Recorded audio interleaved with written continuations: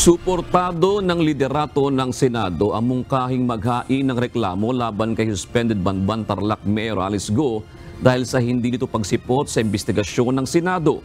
Kaugnay ito sa suwestyon ni Senator Sherwin Gatchalian sa pagdinig kahapon na irekomenda ng Senate Committee on Women na maghain ng reklamong paglabag sa Article 150 ng Revised Penal Code na disobedience to summons o hindi pagtugon sa pagpapatawag ng Kongreso at Constitutional Commissions.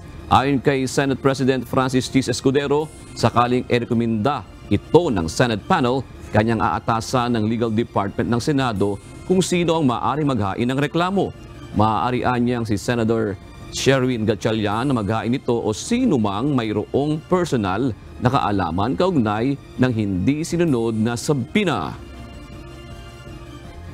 That is part of the recommendation. Then we will ask legal to look into it kung sino yung pwedeng maghain ng complaint affidavit na empleyado ng komite.